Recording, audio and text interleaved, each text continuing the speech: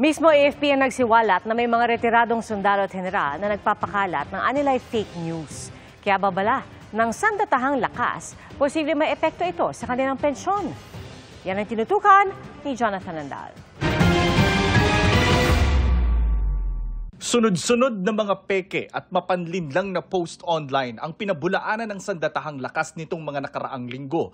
Pero ang isa raw sa napansin nila, kabilang sa sabi nila ay nagpapakalat ng fake news tungkol sa militar, mga mismong retiradong sundalo at general. Ang problema ngayon, pati mga retired natin, na mga kasamahan dati, pilit baguhin yung katotohanan, hahaluan ng mali. Babala ng AFP, posibleng matanggalan ng buwan ng pensyon ng mga retiradong sundalo na nagpapakalat ng fake news at nag-uudyok ng pag-aaklas sa gobyerno o yung inciting to sedition na labag sa batas. Pag tumatanggap ka ng pensyon sa gobyerno, it follows na dapat may pananagutan ka sa tinatanggap mo.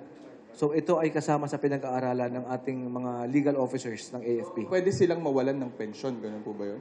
If the legal channels determines that this is so, then we will follow. Ayon kay Rear Admiral Roy Vincent Trinidad ng Philippine Navy, karango niya o 2-star general ang pinakamataas na retired official na namonitor nilang nagpapakalat ng fake news.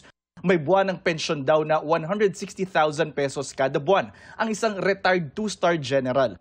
Panawagan ni Trinidad, huwag gamitin ang militar sa isyu ng korupsyon. Hindi militar ang solusyon sa problema ng gobyerno.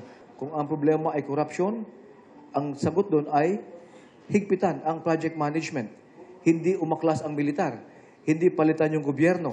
Kapag may natukoy silang kailangan ng legal action, hindi raw silang mangingiming habulin ng mga ito sa korte. We are not taking it sitting down. So wag po kayong mainip. Nagtatrabaho po kami. Dati nang sinabi ng hepe ng AFP na si General Romeo Browner Jr. na may mga retiradong general na nanawagang bawiin ng AFP ang suporta kay Pangulong Bongbong Marcos kasunod ng isyu sa korupsyon sa flood control projects. Gayunman, tiwala si Browner na walang aktibong sundalo ang sumang-ayon sa panawagang yan. Para sa GMA Integrated News, Jonathan Andal, nakatutok, 24 oras.